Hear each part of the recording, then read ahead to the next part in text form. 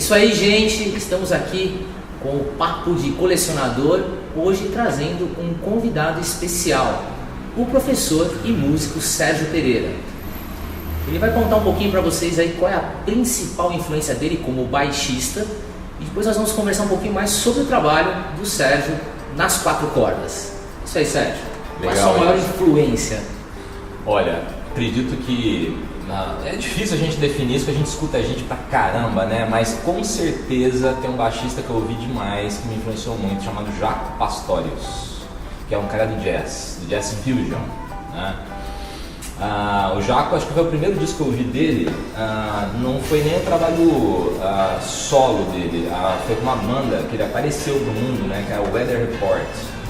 E essa banda tem toda uma história com o Jaco, né? Porque o Jaco, quando ele se apresenta pro líder da banda, que é o tecladista, ele fala pro cara, olha, você deveria me ouvir tocar porque eu sou o melhor baixista do mundo. Olha, o cara ainda é muito humilde. Pouco humilde. E ele, da nacionalidade dele? O Jaco é americano. É americano. Ele chega até a fazer, inclusive, a faculdade de Miami, né? A Universidade de Miami, música também. Não me lembro agora, não me recordo se ele terminou, né, a universidade. Mas é um cara que passou pelos estágios que o músico passa, né? Inclusive tocando muito na noite, né? E ele era baterista, cara. Ele começa na bateria, o baixista que tocava na banda dele acaba tendo um problema de saúde e aí ele sai da bateria e vai tocar baixo.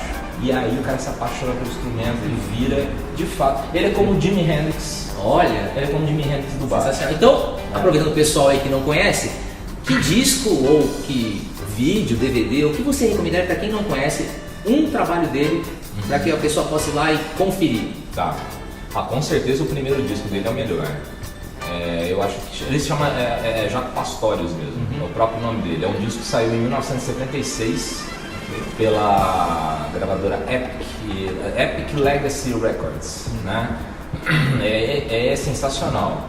Eu queria só falar de uma faceta do Jaco. As pessoas lembram muito dele como baixista e de fato ele muda a história do contrabaixo elétrico, mas ele como compositor é impressionante. A obra dele nessa área eu coloco no mesmo nível de grandes compositores da música clássica. É realmente importante. Então aí já vem a segunda parte aqui do nosso papo, né? Quer falar um pouquinho sobre o seu trabalho, né? Então assim, como você produz a sua música, um pouco da sua carreira, os seus trabalhos. Conta um pouquinho pra gente da sua história como baixista, né? E depois a gente vai falar um pouquinho aí o que você pode ganhar se participar do nosso programa. Beleza. Olha, eu comecei tocando na igreja, né? Isso eu tinha uns 14, 15 anos. Tem um grupo de músicos na igreja, eu começo a trabalhar com eles ali. Nesse momento eu já tinha contato também com alguns colegas que moravam próximos, né? A gente morava em um bairro de Ribeirão Preto, no interior de São Paulo. E eu ia até a rua desses colegas, né? E a gente, todos os meninos ali, a gente tocava e tal, a gente curtia muito rock. A gente escutava muito hard rock, né? Led Zeppelin, Deep Purple, Rainbow, né? A gente descobriu naquela época que era muito legal. Depois a gente passou também a escutar Rush, Yes, essa turma do progressivo, né? E aí o meu início com a música, na verdade, não foi como baixista também. Você sabe que isso é uma coisa comum, né? Poucas pessoas assim escolhem o baixo de cara, de ofício. Porque inclusive isso mais no passado, hoje em dia mudou um pouco, mas as pessoas olhavam o instrumento baixo e achavam que era um instrumento que não tinha destaque na banda, né? Só que aí aparecendo baixista como o Flea do Red Hot Chili Peppers, né? E outros caras que ficaram em evidência, né? Fizeram com que tivesse um boom nisso, né? No meu caso, eu era guitarrista, né? E um dia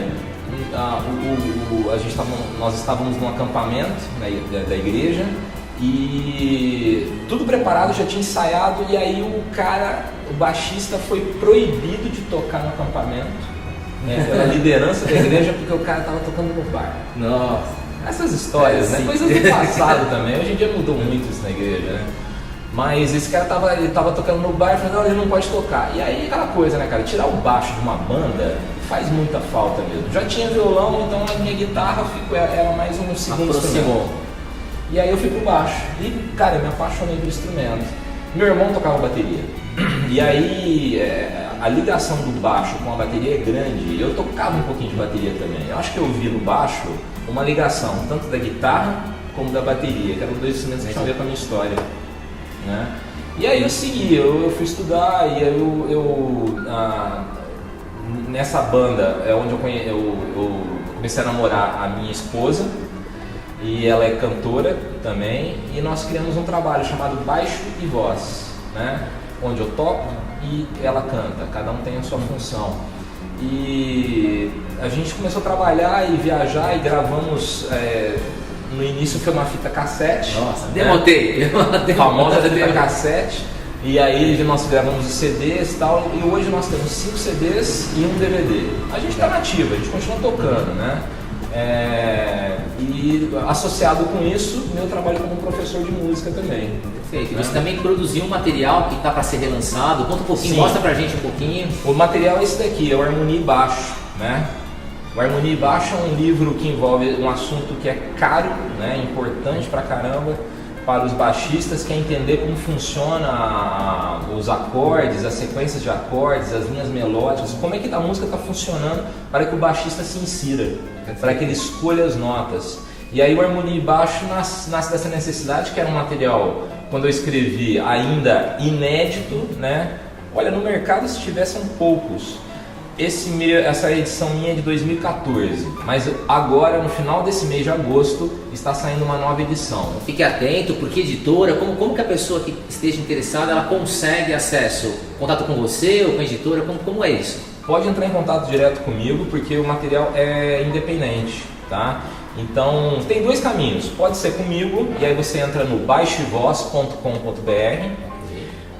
Ou então você pode comprar pela loja da Free Note, né? freenote.com.br também é a opção de comprar por lá no final do mês. Perfeito. E uma última pergunta antes da gente falar um pouquinho aí do brinde que você pode ganhar. Que recomendação você daria para alguém que está começando no baixo? Quais seriam as características, ou seja, como deve se portar um baixista independente do estilo, né, que ele queira adotar? Mas quais seriam assim, né, as habilidades de um bom baixista? Olha, quando você trabalha como baixista numa banda, você tem que pensar naquilo que é o básico primeiro. Então o básico do baixo é você trabalhar, óbvio, com grave. Eu falo isso porque muita gente às vezes quer pegar e ficar tocando na região mais aguda do instrumento, e isso faz o baixo perder sua característica principal, né? Ou uma das suas características principais. A segunda característica é ritmo. Então, essa consistência rítmica e esses graves que vão ser trabalhados, associados com notas que vão sendo ligadas, né, ligando as passagens de acordes, são coisas muito básicas e que os baixistas iniciantes precisam se preocupar, precisam estudar. 3 técnicas básicas, tá, gente? Além disso que eu falei, é você estudar a pizzicato, que é aquela técnica que você trabalha com os dedos aqui. É a técnica do slap, né, que geralmente o pessoal associa com o polegar, bem aqui próximo aos captadores. E você trabalhar os harmônicos, que é um som muito característico do contrabaixo também, né? Então acho que é um básico assim, para o pessoal se preocupar e pensar. E eu ainda tenho uma curiosidade agora, me lembrei de alguns baixistas que tocam com 5 cordas. Isso é uma frescura, isso é uma habilidade, isso influencia, diferencia muito tocar com 5 cordas? Ou... A minha opção é uma opção de cada instrumentista. A minha opção foi trabalhar com 4 cordas. Toda vez que eu tive a necessidade de um som mais grave, porque a quinta corda é isso, é um som mais grave, né? Uma corda que tem pelo menos 4 notas a mais ali. Quando acontece isso, quando acontecia isso comigo, eu afinava. Então eu pegava e afinava a minha corda mais grave diferente, e isso já resolvia a corda mais, o som mais grave para mim. Perfeito. Mas não é frescura, Edilson. Quando a gente trabalha quando você percebe assim, baixistas, seja do rock, seja do jazz, nas mais variadas vertentes, o baixo de 5 cordas hoje, eu diria que ele é mais comum que o de 4. Teve uma época que os baixistas migraram muito para o instrumento de 6 cordas. Isso foi uma modinha. Entendi. Tá? Já é um exagero. Foi um exagero, assim, porque não havia necessidade, nem combinava às vezes com o estilo da música ou com aquela composição. E aí muita gente comprou instrumento e depois muita gente vendeu esse instrumento, né? Agora, existem baixistas que trabalham com 6 cordas que são excelentes no que fazem hoje. Por exemplo, John Petrucci, que é um cara do jazz, é lindíssimo o trabalho dele. Ele usa 6 cordas. Vai dar mais um para você ir atrás e conhecer. Com certeza. E falando nisso, então, o Sérgio vai dar um desafio para vocês. Ele vai escolher um desafio que você vai ter que mostrar. Você vai gravar um vídeo, vai mostrar aqui pra gente, vai postar como resposta no seu vídeo. E quem postar primeiro esse vídeo vai levar, o Sérgio trouxe pra gente aqui, vai oferecer um dos DVDs dele, né, o trabalho que ele produziu. Então você apresenta, faça o desafio e ganha, o primeiro que postar o vídeo desafio ganha esse DVD. Legal. Esse é o DVD Baixo e Voz, foi lançado em 2012, participação, por exemplo, do Duca Tambasco, que é o baixista da Oficina G3, tem a participação do Edu Martins, que é um grande baixista também na área do jazz, Marcelo Bassa, que toca na banda Resgate, né? E outros colegas aqui, cantores, Stênio Márcio, Paulo Nazaré. O desafio que eu vou lançar, eu vou ligar com esse baixista que eu falei que foi uma grande influência. Perfeito. Tá?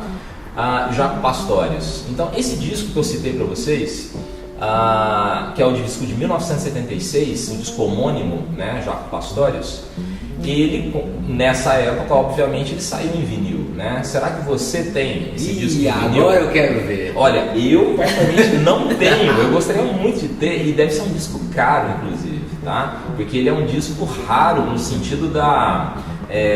raro e importante, né? Para a história da música, tá? Música popular e do jazz. Então, será que você tem um vinil do Jaco Pastorius 76? Então nós vamos fazer o seguinte, se você tiver, mostra o vinil e você ganha o DVD. A gente vai deixar alguns dias. Se passado aí 15 dias, um mês, ninguém mostrar, vale o CD. Tem lançamento de CD? Tem. Então se você mostrar um CD do Jaco Pastorius, você ganha o DVD do Sérgio, para não ficar tão difícil. Mas fica valendo primeiro, então quem tiver um vinil, né, e mostrar um vinil, leva o DVD. Então, gente, é isso aí. A gente vai agradecer o Sérgio por participar do nosso programa, Papo de Colecionador. Até a próxima. Valeu.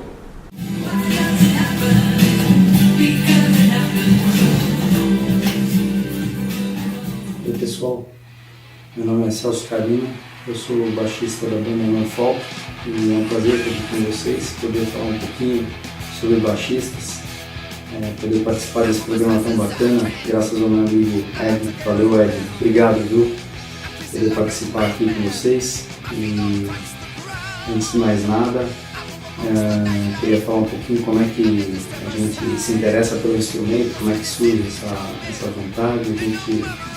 No meu caso, eu era molecão e tinha 16 para 17 anos, e naquela época a gente ouvia muito heavy metal, a gente estava no meio da New Wave of British Heavy Metal, e aí a gente ouvia muito Iron Maiden, Judas Priest, Black Sabbath e todas aquelas bandas maravilhosas.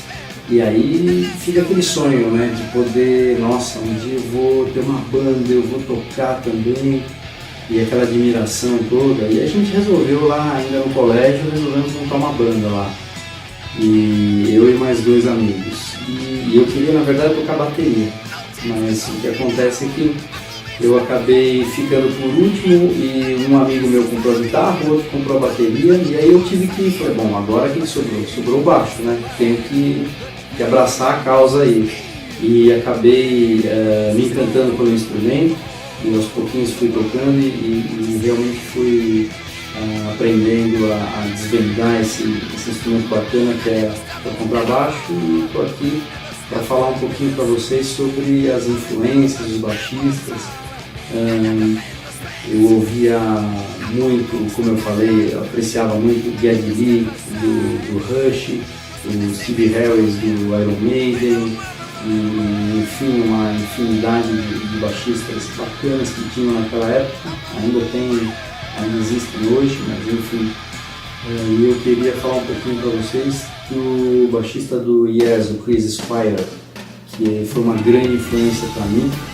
E que tem umas linhas maravilhosas, ele tem uma harmonia incrível, não intuitiva, ele desenvolve umas bases que te surpreendem, genial, deixou a gente aí faz 2 anos, 2015, com leucemia, ele deixou um trabalho incrível, ele tinha linhas embaixo super harmônicas e ao mesmo tempo em algumas músicas ele tinha um approach, um ataque bem agressivo, então ele participava muito, você era um baixo muito presente na música, inclusive ele tinha uma sonoridade muito bacana, ele tocava muito com o Rickenbacker, parecido com esse aqui é um 4003 e ele tocava com o Rickenbacker 4001, mas o mesmo tipo de sonoridade, um instrumento também que dá uma sonoridade muito bacana. E o Chris também era conhecido por colocar efeitos que chamavam muito atenção. Então no Yes tem uma infinidade de músicas que, se você prestar atenção, o baixo está lá participando da harmonia com alguns efeitos muito bacanas, muito interessantes. Ele realmente parecia que ele ditava as regras, ele não sofria a influência dos outros baixistas, na verdade ele deve ter influenciado muitos deles assim como influenciou a mim, e foi uma perda insubstituível. Realmente foi um cara que deixou muita coisa bacana, até hoje a gente escuta e estuda e tenta copiar as sonoridades.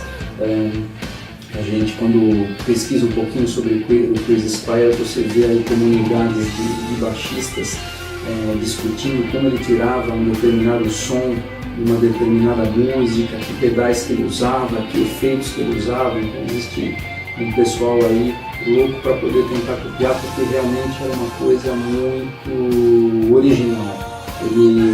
Ele criava umas sonoridades que eram incríveis e ficam gravados na cabeça da gente. Bom pessoal, valeu, obrigado pela oportunidade aí, fico muito contente de estar conversando com vocês, espero que vocês gostem, tem mais outros baixistas aí também no programa falando, e o importante é a gente curtir, a gente ouvir e procurar levar essa arte que é a música para frente. Obrigado pela participação, valeu, um abraço.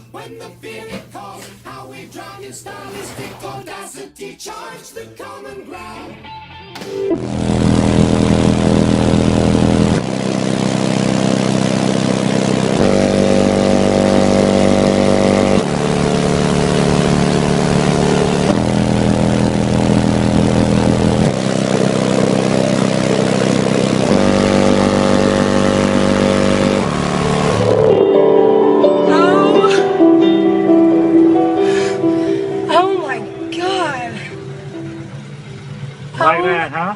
Oh, I love it.